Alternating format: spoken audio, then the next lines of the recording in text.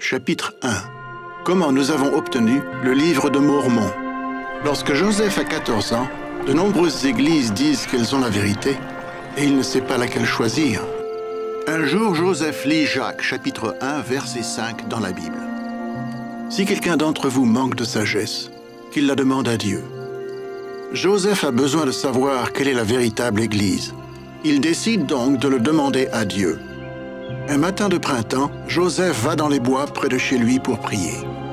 Il se met à genoux et commence à prier. Satan essaie alors de l'arrêter.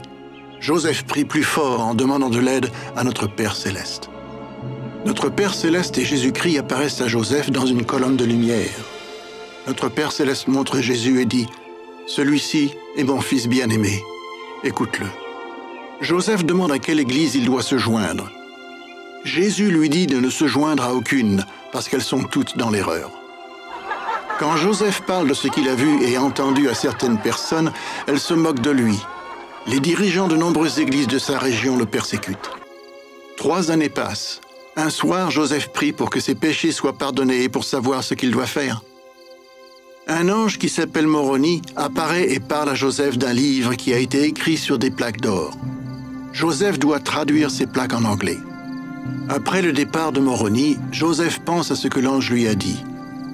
Moroni revient 2 fois de plus cette nuit-là. Le lendemain matin, Joseph va au sommet de la colline Cumorah qu'il a vue en vision. Il y trouve une grande pierre. Il soulève la pierre avec un bâton qui lui sert de levier. Sous la pierre se trouve une boîte faite de pierre. Lorsqu'il regarde dans la boîte, Joseph y voit les plaques d'or. Moroni apparaît à Joseph et lui dit de ne pas prendre les plaques, mais de revenir le même jour de chaque année pendant 4 ans. Chaque fois que Joseph y revient, l'ange Moroni lui apprend quelque chose. 4 ans plus tard, Joseph reçoit enfin la permission de prendre les plaques d'or. Il se sert de l'Urim et du Thummim pour traduire certaines d'entre elles. Des secrétaires aident Joseph en écrivant les mots qu'il traduit à partir des plaques d'or. Joseph apporte le texte traduit à un imprimeur et en fait faire un livre. Ce livre s'appelle le livre de Mormon. Il parle de personnes qui habitaient sur le continent américain il y a de nombreuses années. Il parle aussi de Jésus-Christ, le Fils de Dieu.